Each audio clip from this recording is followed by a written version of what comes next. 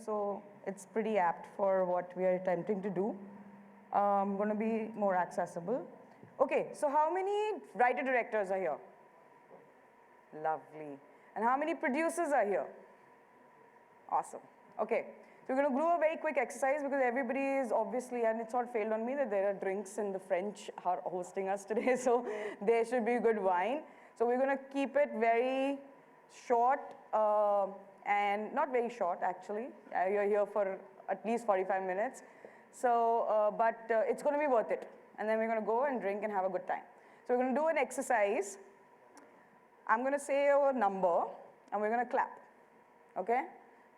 Number of times that I say the number, okay? So let's start. 2. Let's try to do it in unison, okay? 3. 1. That was good. I saw you. 4. 3. 2. 0. Okay, close your eyes. Honestly, I can figure it out. 1, 2, 3, 5, 0. Okay, open your eyes.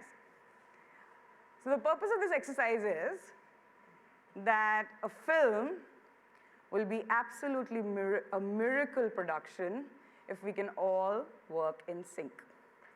And when you close your eyes is when you have to trust the entire collective around you to make that happen, okay? I'm going to use a swear word, so please don't mind, okay? It's production, producer, that language comes. But it's really important to understand this relationship between the writer-director, separate as well, and the producer.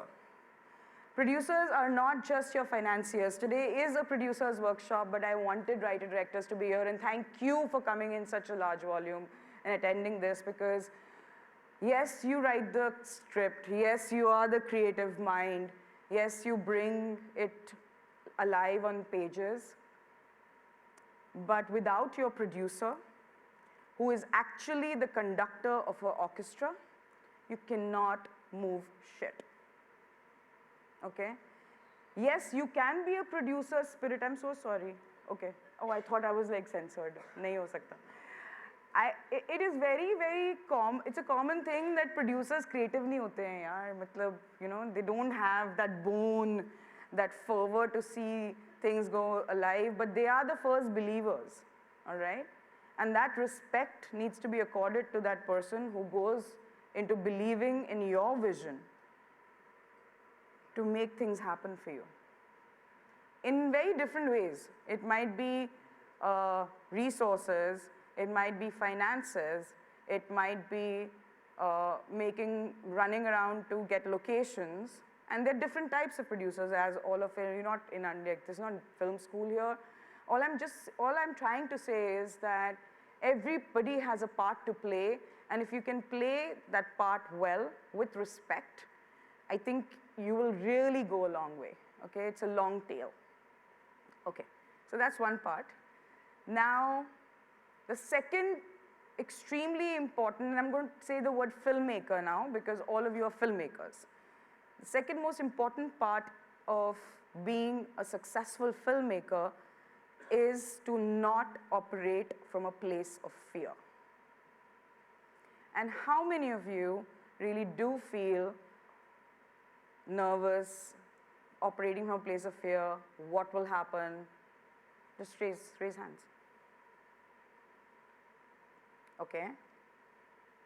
Great. I have like an incredible, I operated from a place of fear 5 years into production. That's what I wanted to say. I did. And yes, however brave you might feel, if you operate from a place of fear, it just derails you. Don't be in this. Don't be in it at this time if it's fearful for you. Things should scare you. Filmmaking should scare you for the right reasons. It should scare you if your vision is you're deviating from your vision of what you really set out to make. I met a filmmaker in Busan. He wrote a beautiful script. It got mentored by the best labs. And eventually, after going through 4 or 5 labs across the world, he realized what he really wanted to make has turned into something else. So he went back to his original draft. And that is the biggest learning as a producer or a filmmaker, a writer, director, is what not to do. We give very little importance to learnings of what not to do in our careers. And I think 5 years if you're starting, when you start out and you say, I am a filmmaker, when you decide to define yourself as, I am a filmmaker, I am a writer, director, I am a producer, please for 5 years, don't indulge in going and immediately making something happen. If you do, pick up a gimbal and pick up an iPhone and go shoot. Don't use Alexa Minis in your short films. Somebody spent $65,000 on his short film.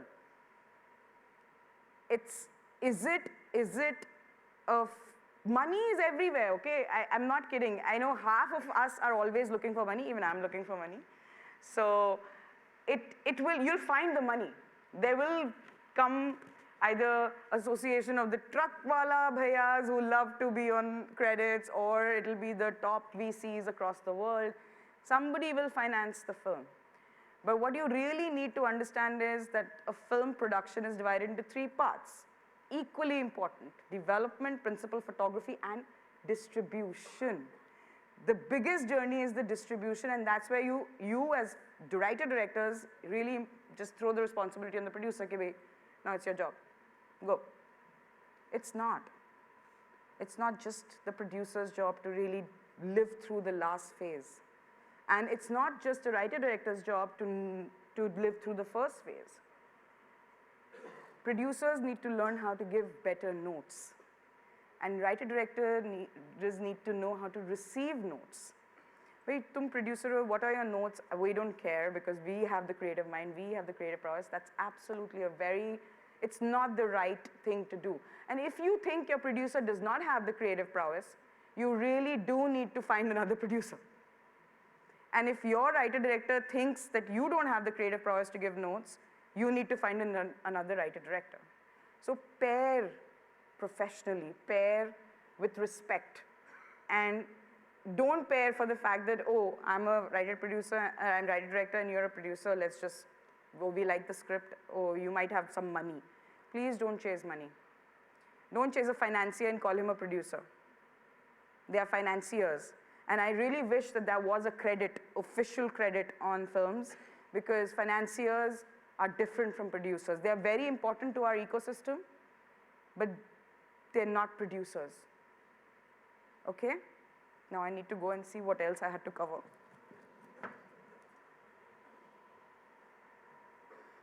I'm just sharing knowledge because I think it might be helpful for you. Okay.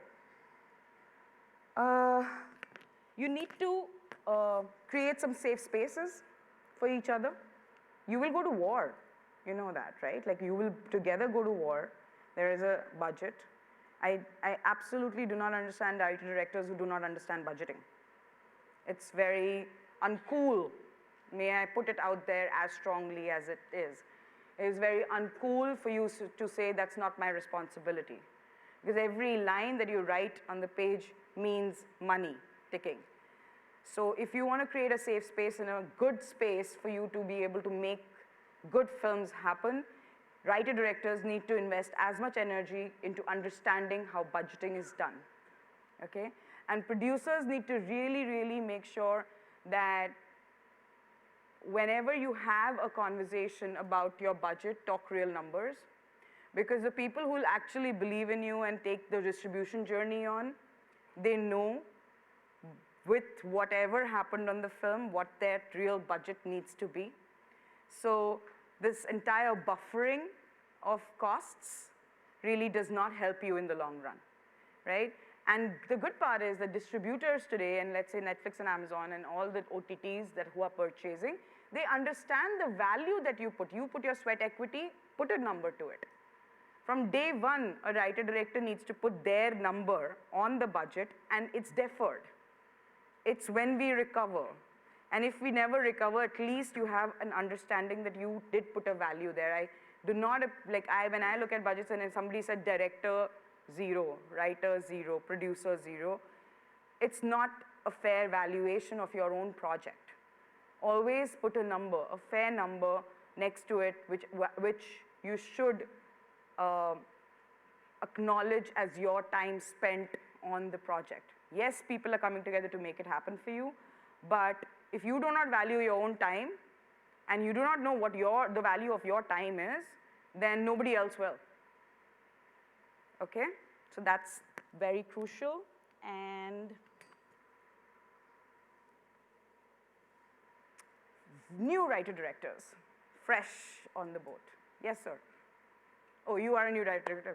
Please make a short film first, right? Like, whenever you start, make sure that you're able to see how well you translate pages to screen, okay? And please attempt, this is specifically for writer-directors, please attempt to become a profitable director first, right? Producers will come after you. So let's say you set out to write a script and you put a budget together, your producer comes and he puts a budget together for 3 crores. Make sure that you as a director are very sure that this film will recover more than 3 crores. Because the tag of the film's success will always be attached to you first and then the producers. So you need to and must be a profitable director. The first time you go make a film, you must be a profitable director. So your first film you need to ensure that you really hone down on making sure that the world, the plot, and the characters that you're building really succinctly start telling the story in a way that is layered. Obviously it really helps up the value of the script as well. You know, those are the 3 pillars, the world, the plot, and the characters. If you start layering, every scene is solving to define and progress the story with these 3 pillars moving forward, the quality of the film will be better, but you have to ensure that you also stay a profitable director. Because once you do that, then every producer will come after you because you've delivered, okay? So that's extremely crucial. And, I'm sorry, I have to refer it, it's like really late. Respect budgets, be profitable, okay.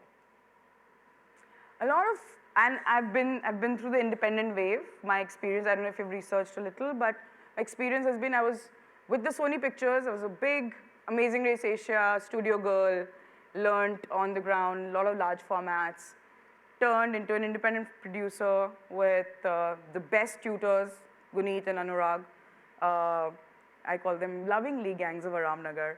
And from there, a lot of things that I was observing was that there was a lot of films that were being made, but were not being distributed. So I forayed into distribution, right? And my biggest gig was that I went back for 20 years, whatever short, like beautiful indie gems that were going to festivals and winning awards in festivals were not getting distributed. I packaged them for Netflix and Amazon because they were launching. At that time, algorithms didn't come handy, so they just blindly trusted this big purchase. And so very long forgotten films really came back to life. And all the filmmakers started getting work, more impetus into what really, really mattered was their stories. And now globally people were watching. And a lot of you are sitting here, Sridhar's here right now.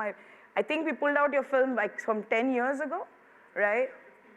15 years later, and he was like, what do you want? And I'm like, I need your film. And he was like, okay, yeah, take it. He didn't even care. He was like, I don't know, whatever she'll do, but we put it on Netflix at that time. It made such a huge difference to the filmmaking community. So you are in the best time possible with so many avenues to be able to tell your stories, right? Just make sure that you story develop it. You have access to mentors here at NFDC. They're all here, very accessible. They're my mentors for our scripts, right? This access, don't lose. You know, half of us have taken email IDs and really taken numbers, but the moment you leave this venue, and that happens with every market, every festival, If within a week you have not reached out to each one of them, you will not reach out to them after that. Take it from me in writing. So within this week, when the momentum is high, you remember what conversations you had, please send out emails to each one of the potential mentors that you seek to reach out, because they will remember you and you will remember them, and they might indulge in saying, okay, let's read your script, let's watch your film, and so on and so forth. And I already have committed a 2-month window. I need a 2-month window because I have queued material, but reach out to producers who you also have to be very intelligent with your time. It's not the big names that matter. It's about every project needs nurturing in a very different way. Listen to your producing partner who might say, okay, this producer might be, and producers need to be filtering this as well. Choose the right mentor for your project. It doesn't have to be a big name. It has to be the person who can truly nurture it, spend time on it, okay? A lot of times mentors also just name drop or say, okay, attach my name. That's not the value add you need to make your film succeed or series succeed. I must say that, series are jammed. Documentarians are here I want documentarians to talk to each other because it takes 6 years, 7 years to really put a design together, and it is okay. That is how best documentaries are made. Please have an impact element. Either go make a slasher dhamaka film, which is a commentary, or have some level of impact that really, really sieves into your own essence. And as writer-directors, please put your heart on the script. If you are vulnerable, your film will really go far because it's very relatable. It becomes very relatable. Okay? Okay. Now, this is the FAQs section is over. Questions? And anything. Yes, sir.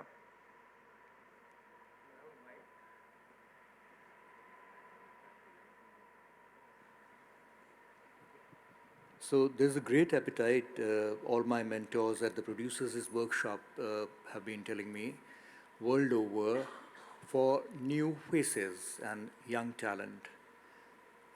So a person with a gray beard is not exactly young talent, but if he's a first-time narrative filmmaker with about 40 documentaries and about 3 national awards in India and 30 other awards, then where do people like us go? So you don't need to go anywhere. Absolutely not. It's just lived experiences, It's a new format. I asked Paulo Bertolin today that will I qualify as a first-time filmmaker? He says no, because your documentaries have really traveled. Agreed. And that's okay.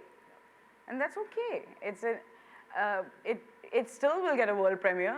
Paulo will still come, but the fact that you are really foraying into the other format after being a veteran at the other, it's really inspiring.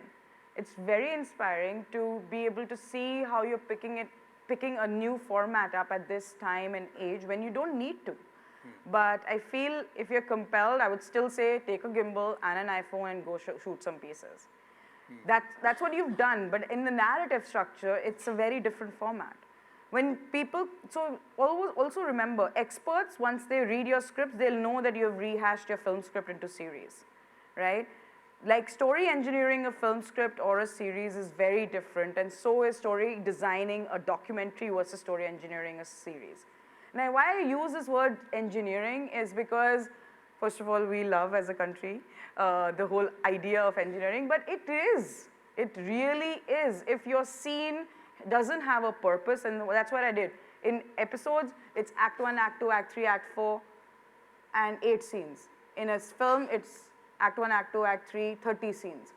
If every scene on the grid is not solving a purpose of propelling your world, characters, or your plot, or doing all 3, or 2 of them, it does not deserve to be on that grid.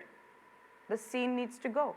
Or you'll really very happily understand that there are some scenes that you can really actually layer with each other and get more and say more. So it might sound like a very redundant exercise, but after you're done writing your script, after your juices have flowed and your creativity is on the map and you're absolutely oozing with, voila, we've done it. Put it on a grid. Go through that exercise because you will go deeper into your writing prowess and understand that, okay, I could see it better, I could see it merge. So we are storytellers of our own lived experiences or others' lived experiences. It's important to be able to make sure that there is a better way to tell that narrative, always.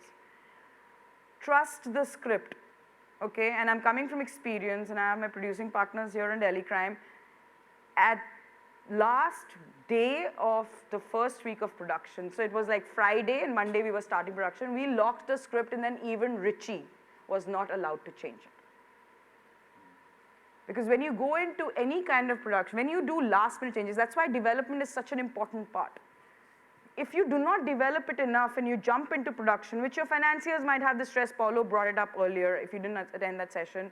Paulo said that you private equity money, when you take it, and this is a producer's note, you have to be very clear that the person who's investing money understands the long tail.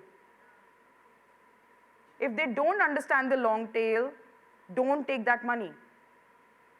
Because that money will always come with shackles, it will come with stresses, it will kill creativity. And as a producer, it's your job to protect that creativity. You're doing this film not to have a credit on a film screen. That film will not go anywhere.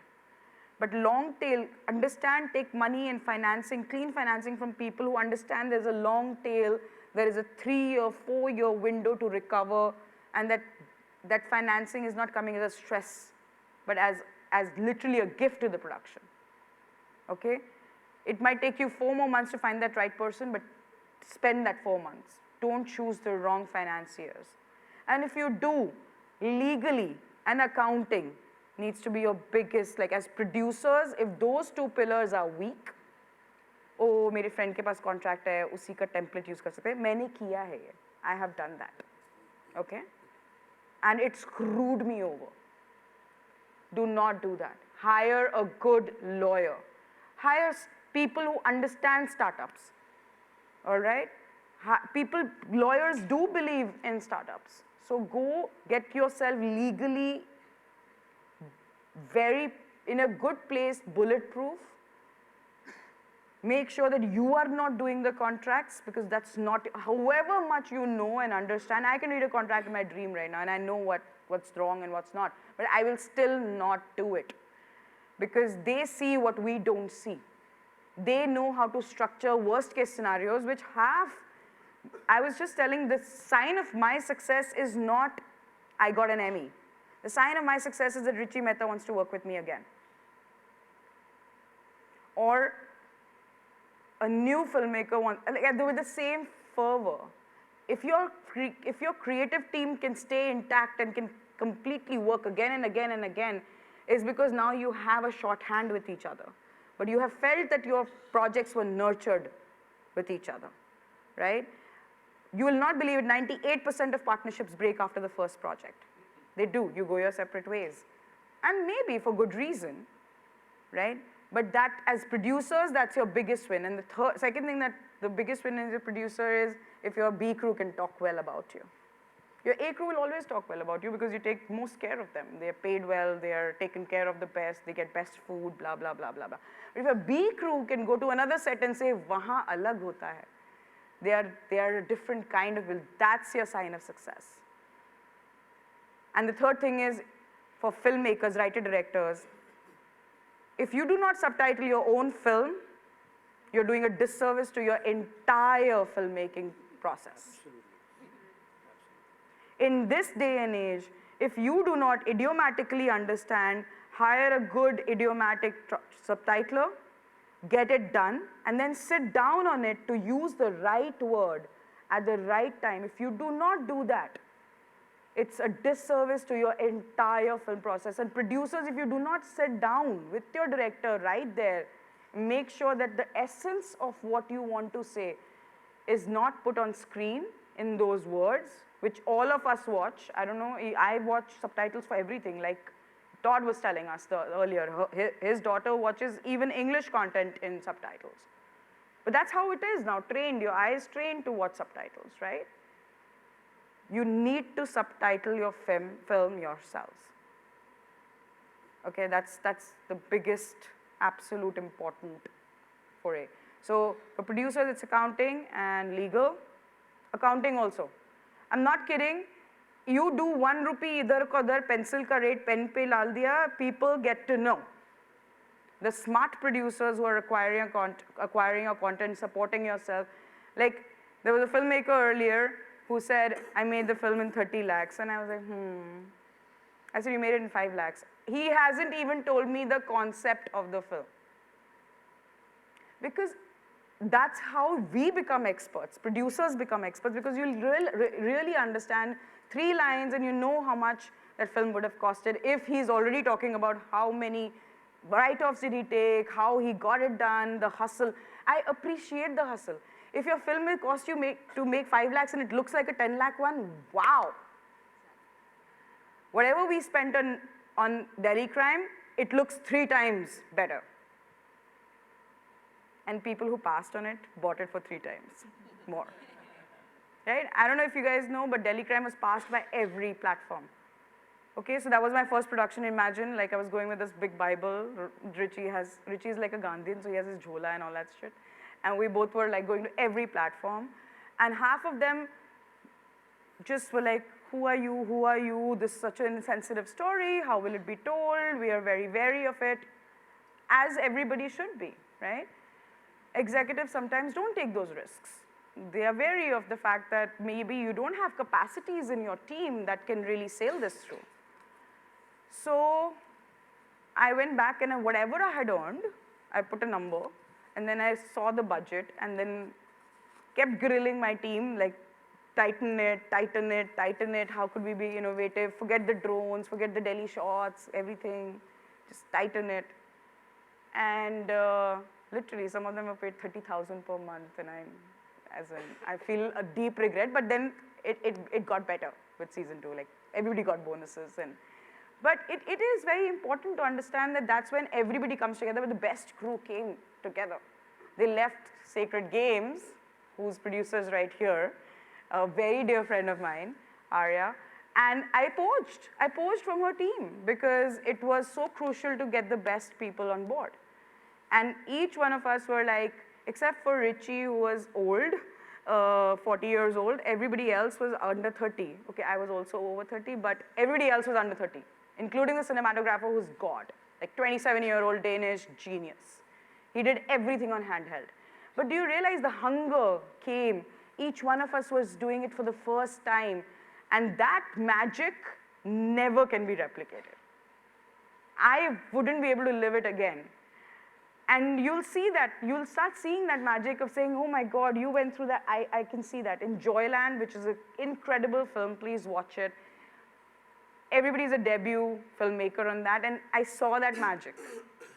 And I know what they were to be feeling after making it because I went through the same thing, right? So just ensure that there is a lot of joy in what you do. The moment your relationships become toxic, talk or exit.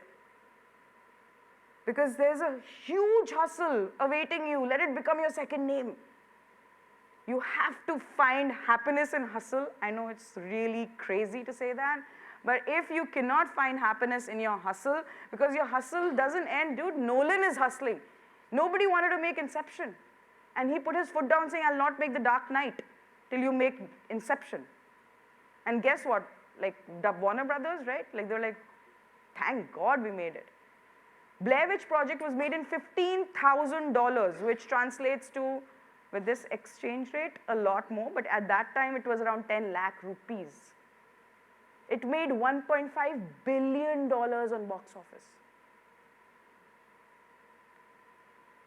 So when a Depth of Darkness or a Smart City or your project, which I absolutely love from Nepal, they come into picture, have that vision. Don't think Netflix mein nikal jayega to amazing ho jayega. Yes, that's a great threshold to keep, but have that vision to see how should your film travel. Where are you getting support from? Who are your mentors? And you know what? Please cold reach out. That hustle is so amazing. Give your producer a list of people. These are the directors I want to reach out to, and they can be anybody. Scorsese. You will be super surprised how amazing people are when it comes to sharing, especially when they've reached a place of settled and they want to give back. Accessibility should never feel like, oh my God, what will happen? Just reach out. Yesterday, I literally had a fangirl moment because I met the director of Kung Fu Panda. I literally did a stealth mode in front of him. It was so funny. I'm not kidding. I'm such a fangirl, right? It really is important to let them know how their films have affected you, and they will connect with you. Everybody is ready to reach out. Like I was with Anurag at a festival. I'm producing his next, which I'm very excited about. And there's this filmmaker who comes out. And we are tired because the whole day was crazy. And this filmmaker, very young filmmaker comes out, sir, aapne Ugly mein wo scene. And Anurag's actually, yaar, pata hai kya hua? He's actually sitting and standing and having a conversation, explaining why he actually did the scene the way he did. And that kind of tutelage and spirit of tutelage from filmmakers will always exist. And anybody who's arrogant and says we don't have time or whatever, then understand that maybe they don't have time at that moment or they're in a bad frame of mind. But if they're continuously doing that at festivals to you, then they are just not worth being your tutors or mentors, right? But there are so many out there who are very open to sharing, but go to masterclasses, go online. Smriti Kiran did an incredible Dial M for Mami. Find them. You'll go on YouTube and you'll see that wo Ugly ka scene usne 5 baar explain kiya hai YouTube pe. You know? Ask something which actually will help you really, really propel your journey. Don't do, I actually guided a lot of you, don't pitch to me in corridors because it's a disservice to your concept. Find an hour on Zoom with me. Zoom has changed everything, right? Google Meets have changed everything. I will give back because I was nobody and people believed in me, and I definitely want to continue doing that. 40% of our slate is absolute fresh filmmakers. I've picked up 3 projects from here in this market. And it's only because the filmmakers have a very earnest pursuit of wanting to tell a story, wild story, and nothing else. There's no expertise, there's no attachment, nothing matters. Okay? Sorry, question, sorry. We were in a Q&A and I just went on, yes. Okay, so my first question is, we've had a session this morning somehow, but we've had a session this morning on distribution, but I still wanted you to touch upon demystifying distribution for new producers, because it's the most sort of foggy area. Yeah. And difficult to kind of tap into. Yeah. And the second thing is that clearly producers today need to understand screenwriting. And when I'm listening to you, you sound like you're a writer, but you're a producer, right? So that's interesting because, I mean, if you could just talk about both of these. So I think producers need to read. Please don't call yourself a producer if you don't read, and don't call yourself a producer if you're not on set most of your production, right? I was on set of my at least first production needs to be, you need to be there all the time. ये नहीं वो producer chair आ गया उसके ऊपर producer लिखा हुआ है, that's bullshit. So don't call yourself a producer if you don't read, or make sure that you get the film narrated to you in a way that you can feel it. You know, reading is not a skill that everybody really likes, but make sure that you're deeply vested in the story. All right. The second thing is that no, actually learn to read. I'm sorry, learn to read. Okay. You want to be a producer, learn to read. Okay. The second thing, that the distribution part that you talked about, I absolute champion of digital, just changed the game forever for everybody. As independent, if you're making an independent film, please don't have this crazy dream कि मैं theater में देखूँगा अपना film, right? Like, be realistic. It doesn't make sense. Our country does not offer that math. How many filmmakers know and only pick up raise your hands. How many theater screens are there in this country, and not the ones that I told 2 weeks ago, a week ago? I know that Bambulim gang, don't raise your hands.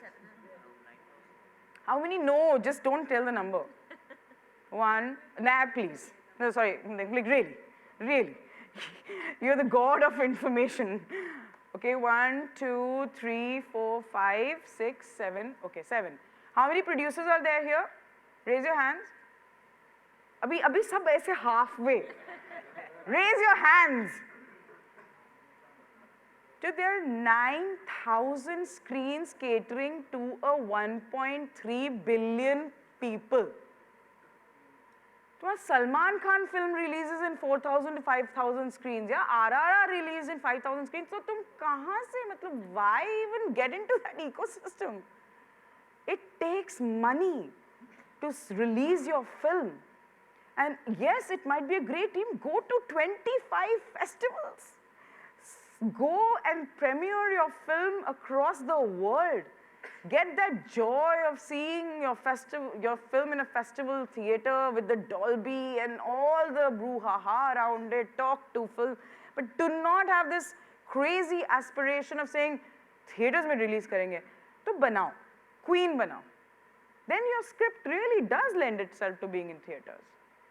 But then as a producer, writer, director, producer, all 3 scripts, at least I know very deeply 3, 4 scripts here, except for 3 in the co-production market at least, which I attended. I'm sorry about the screenwriters labs. I will get to your, Martin's really going to make me read all the scripts. But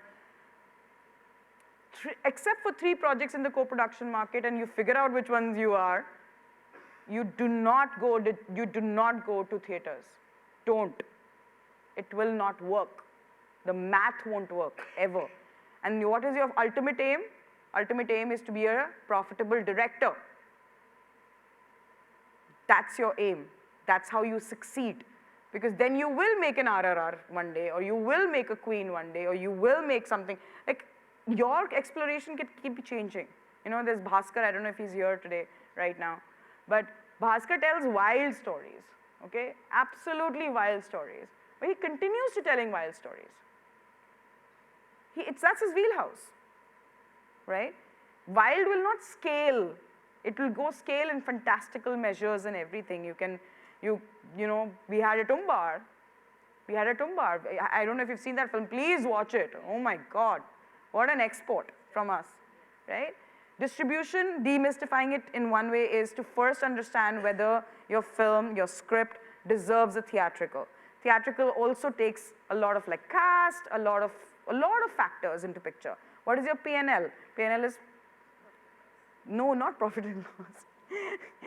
P&A, sorry. It's promotions and exhibitionism, right? Advertising, it's how much money will go there. Sometimes you will spend 50 lakhs, 60 lakhs or a crore. In a 6 crore film, you'll put another crore, and your recoveries are really, you have to recover 12 crores to be able to even break even. So the top film of the year declared, Gangubai made money. Yes. I'm so happy that the future of film is female. So big shout out to all the female filmmakers here. But did other films really make money? Nyay?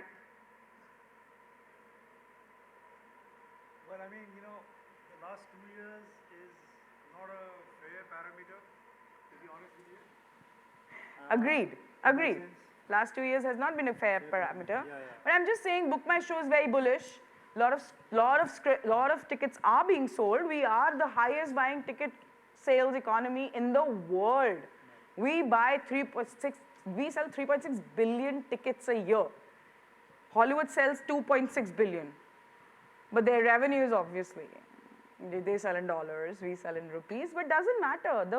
It's in our blood. Filmmaking is in our blood. So yes, we are a very, elite group, honestly, out of the other filmmakers, but films and stories come from everywhere. So make your math work. Make sure that your filmmakers get that entire, like even if now, so see, they might be very cool friends at Netflix and Amazon, but what happens is they really truncate your windows. They're like, nee, festivals, why do you need a festival? Let's just release. Make sure that you respect that journey for a filmmaker, because as a producer, your success is about distribution, but as a filmmaker, their success is about traveling the world. And I think if you fight hard enough, you can get that window, right? So make sure that that relationship continues in terms of both getting a win-win out of this, right? Sit down on your budgets. Filmmakers sit down on their budgets. Producers, bolster yourself.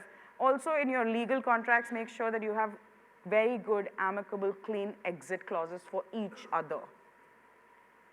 Yes, right now you might be like sisters and brothers and, you know, the best partners ever, but make sure your scenarios, all scenarios are laid out, and amicable exits are thought through when you are best friends, right? Because there are times that it goes south. Relationships go south, not actually 60% of the times it does happen. That's why you don't work again with each other. That's why that's a barometer for success, okay? Have I answered it? Digital, I will demystify for you. It's really pitching, platforms invite invitations for links directly now, or through aggregators, they're film aggregators. All of them have, don't shell out more than 20% share. No. Anybody's asking for more than 20% is, I'm sorry, it's not cool. A good number is less than 20%. 20% is fine, because that, it takes effort to sell as well. So aggregators should get 20%, but not more than that. And then let them go and figure it out, but make sure that you put a timeline to your pitching. It cannot be like this 2 years lag rahe hain, your film is stuck with a sales agent or a distributor. So make sure you put a timeline to it, that within a year they should be able to close a sale. If they don't, all rights revert back to you. Rights management, that's why legal, right? Entertainment lawyers are very aware of best practices, follow the best practices. Yeah? And it's not recommended to go to the platforms directly. You should, absolutely. Platforms are very open, and their emails are all over the internet. Write directly, find out the right person, and as a producer, you need to be hustle enough to be able to find out who the right producer is for film. Now they have Telugu, Tamil, Malayalam, everybody has different heads, so they are very bullish on acquisitions. So if you have work in progress and ready films, just go directly. Send the link, be respectful, put a full, don't start writing who you are, and very specifically, this is the film, this is the link, this is the synopsis. Would deeply appreciate your consideration for licensing. That's it. Nobody cares beyond that, because that's what you need to do. I think communication is also very important, right? Don't have to be best friends to get a deal. Any other question? Yeah.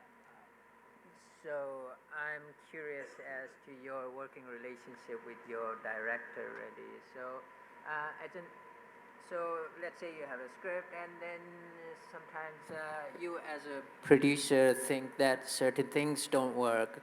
Is it a case of blindly trusting your director because you worked with them before, or you believe in their talents, or is there like a diplomatic way for you as a producer to make him rework those scenes or that script? Or how does it go about, the collaboration process, I mean? So I think we wore it out, every note, literally, and why. And you cannot have like, oh, just let's change this, right? Yeah. I have to really make sensible notes first. And that's why producers should learn how to give notes, okay? It's not like, oh, everything is crap. No, you have to appreciate why you're in this first. And then, so when we I put a notes list, always share the written notes first. Let them read the written notes first before even going into an explanation or a conversation. Then when you have a conversation, you need to battle out every point. But you know, when you have this relationship, like my relationship, like for 4 days we did not come out of the room. For 4 days we were only battling every note on Delhi Crime. But we shot 8 episodes. But we exhibited 7 episodes, if you remember, in season 1, because we clubbed the last 2 on edit. We realized, oh my God, okay, first is very slow, second is very fast. How do we make sure that it really becomes?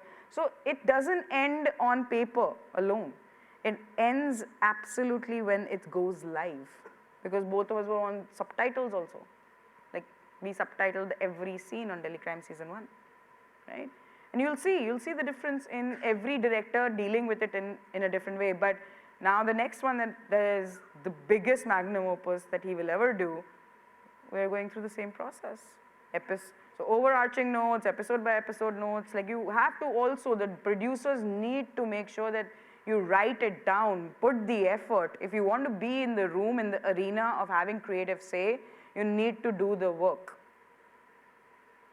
And then you, when the writer-director should feel very respected, because there's somebody who's challenging you at the very early nascent stage. And you cannot say, oh, this is a crap note, I don't care. No, you need to justify and defend it, however simple or complex that note might be. If you are not being able to defend that note, that means it's coming out of a place of arrogance, and there's no place of arrogance in creativity. At any level, be it Ang Lee. Yeah? I have one more question. Sorry, I'm full of questions. As a producer, you hold on to, like, as a producer, can you hear me? Okay, so as a producer, there are so many different layers of creative control in terms of there's the showrunner, the creative producer, just the producer. So if you are one of those producers who was involved as a creator and you want to hold on to some level of creative control and not just completely give it up and become an Excel sheet style producer, what should be yeah, so looked it's at? very important to actually understand that one. Very good question. See, the thing is that the creative control will always rest with the person who puts the money, unfortunately. And you can fight it, not at the early stages, but you can fight that war of having creative control in the long term. That's why I said, like, creative producing is not about Excel sheets. You should ace the Excel sheet game, but when it comes to creative control, there is a possibility that your writer-director just goes bonkers. You know, genius who does not deliver on time, on commitment, and or just abandons the project because they feel like, right? So you have to have control so that you can take the story, get another custodian or a caregiver or a godfather or a godmother to the same baby, and then you take it forward. And it is a right that the writer-directors have to relinquish. It is, because you have to also understand something might happen. You might just get incapacitated, you might fall sick. And either you have that understanding that we are in this together, we pause, which is also a very respectful thing to do. Some projects I will not take forward without the director. I will not take forward without the original partner, because it doesn't make sense, it's their vision. But when it comes to having some success in a franchise, you have to pivot, you have to take certain calls which then go on to recreating the same kind of level of proficiency, especially in series or trilogies or, you know, like films that have parts. You have to be able to have that control, and it definitely rests with the producers. But do the networks have control over Oh, 100%, so you pass it on. No, do the networks have control over whether you get to keep some of the control? No. No, of course. If you sell, the control lies where the money comes from. So they do it. Yeah, 100%. 100%. That's why you talk about networks interferences, and you'll read it in the papers, and there is a lot of discussion around it where algorithms are deciding creatives or censorship is coming into picture. So all of those things will always be defining factors, but those are perils you have to navigate. You have to play the game. I won't do it, then just make the film for yourself, then please only shoot it on your iPhones. Don't go and waste money and energy. If you want to really make films for yourself, then make it on an iPhone and it'll be amazing. Actually, Sean Baker makes iPhone films and they go to Oscars. So I'm not kidding.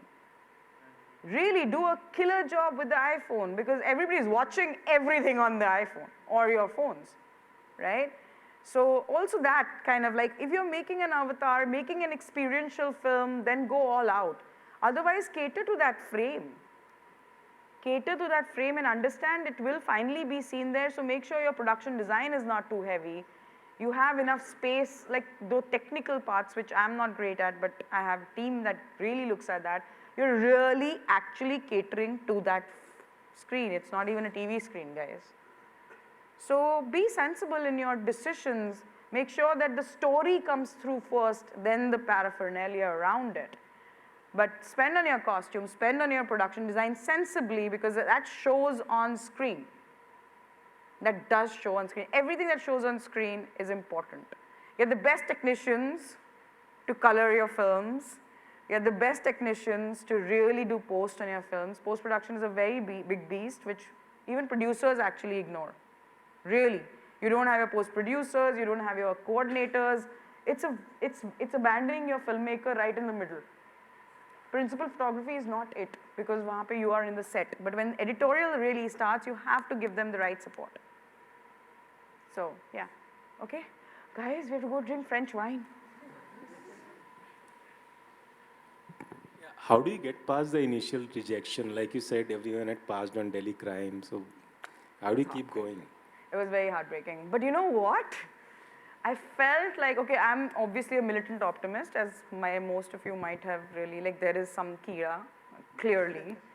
But honestly, now I really absolutely adore the rejections, because now I know that if they have rejected, this is going to be a super bloody hit.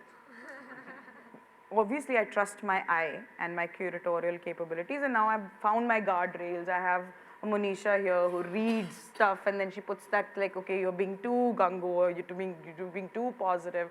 I put my checks and balances in place, people who really guard that, you know, that special capability of saying, oh, I cannot tell you, and you might not believe it, but I've read the Delhi Crime scripts and I said it's going to win an Emmy in my first conversation with Richie, because it was so well written. It was so well researched, and kudos to him.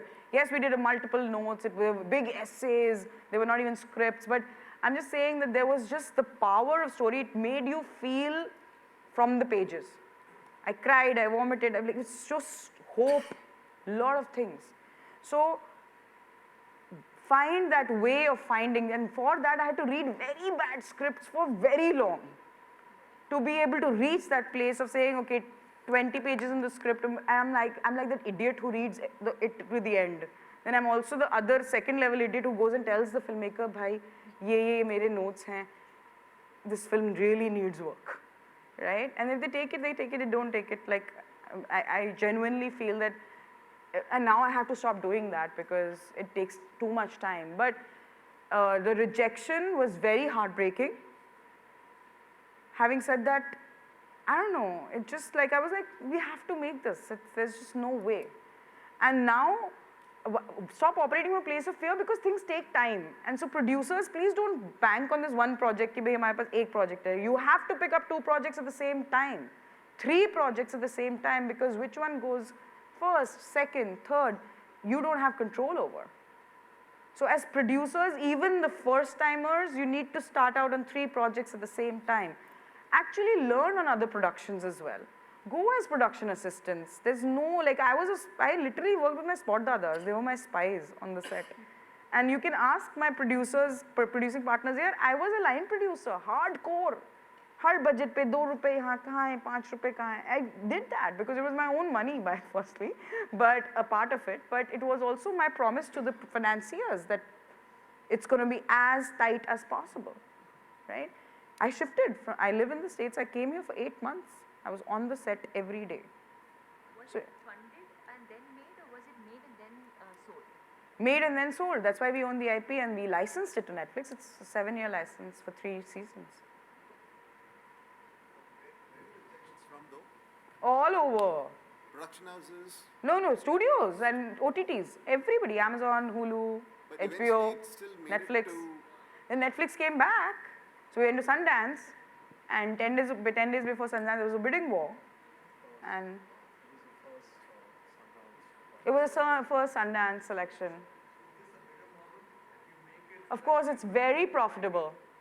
For investors, it's a very, very good model, but most of the independent financing happens the same way, equity financing, right? No, but the creator loses the IP most of the time. So But you no, guys even keep the other IP. way around. If it's a commission project, the platform OTT always owns the right. But licensing minus 7 years. After that, it reverts. I to agree. you. I agree.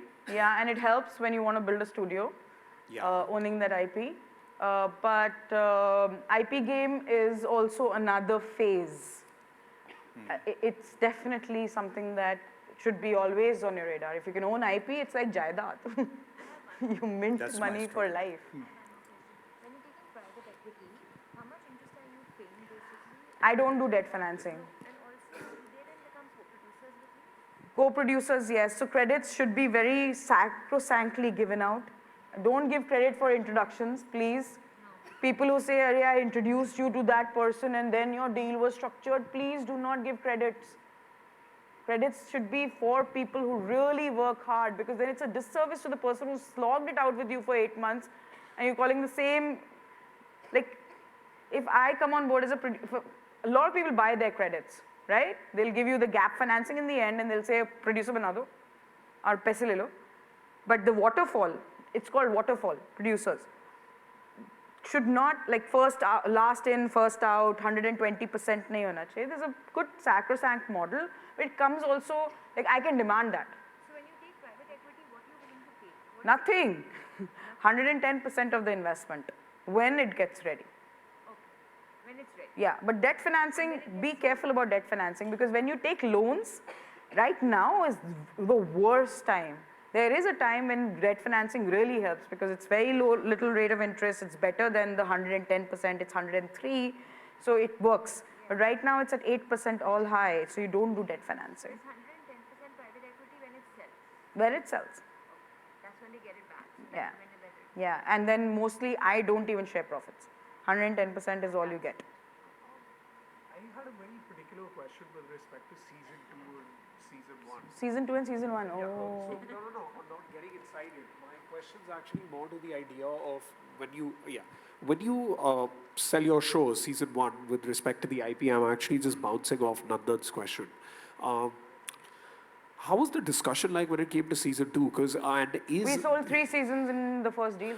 Okay, so that answers my question. But I also did want to have another question here, because there might be a situation where, and I'm really going overboard, for someone whose show is at a great stage and Netflix or any other OTT is willing to buy it. Is it a thing that, is there supposed to be a clause where there's like, if there's a season 2, you will have to go back to the same creators, or do they Yes, get the whole... ROFR. So right of first refusal. You should, as creators and producers, should always fight for it. Always fight for it. So right of first refusal. That's why legal. Get your lawyers in front of you and get the good ones. They'll charge more money, but that's good money spent. Don't cut down a day from your production, but get the lawyers in place, because they protect you. They genuinely protect your interest. Okay, Wine? When it comes to lawyers, you can either go the corporate lawyer way or the IP lawyer way. So IP lawyers are better, but because now they're merging, right? A lot of Yeah. these people are coming together. A lot of firms are popping up. There are a lot of independent lawyers as well, but then make sure that independent lawyer really is, because when they're independent and not in a firm, Yeah. they're stretched. They have to take 10 projects to survive on their own, because you obviously are not giving them enough money, right? But in a legal firm also, you have that same peril. So just make sure somebody who you can trust, you find that person, and it will take you 4, 5 conversations. Never rush into any excitement, because in the first meeting they'll be like, we'll take care of you and everything will be fine, right? And in their first meeting, it's a pitch meeting. But then say, okay, I want to ask more questions. I want to understand, how will you handle IP? How will you handle a platform conversation? You'll understand that they'll be pushing and belting out templates. Best is, lawyers se bolo, acha aap ek template bhejiye, and if they have some other name on it तो वहीं clear हो or जाएगा. deal terms on it, that's it. That's your biggest indicator, and trust you me, They will it do happens every time. When they belt out templates जिसमें किसी और का नाम लिखा हुआ है. Mine, I always used to get Dharma because Apoorva Mehta, right? I used to get Dharma deals on my inbox, and then I fired that law firm because it just didn't work, right? And I sent Apoorva, okay, I got your deal terms revealed. Another question which is more centered towards newer filmmakers and honestly not as much my concern, but something that I've faced when I deal with more senior people or pitching. There are certain contractual agreements that might come in place, and I can foresee where it could be kind of bullish to actually go ahead and ask them saying, I don't think this is the best way to go about it because this doesn't work Good for idea. me. Very good question. When you're actually dealing with the senior leadership in the industry, and seniors as in experience, in business deal structuring and everything, does not matter. You are equally powerful because it's your creative, right? And they'll just say no. They'll just say you are stupid and you're naive and blah, blah, blah. Stand for your terms as much as you can till the time you actually feel like it's a win-win. And kudos to them, they're smart, absolutely amazing senior leadership who actually will make you feel like it's a win-win. It might not be, but you need to feel like it's a win-win for you. And too good to be true, deals never happen. They'll always have their rigmaroles. You'll have to compromise at certain point in time. A lot of first-time filmmakers who are very successful today have been through those shackles, but then they don't go back to working with those producers, right? So you need to, it's their loss as well. When you become who you become, you never will go back because they didn't do a win-win deal for you. So it's a writer-director relation, but writer-directors will have to, sometimes you have to compromise. Okay, should we go? Yes. Thank you so much for coming, and I hope this was insightful.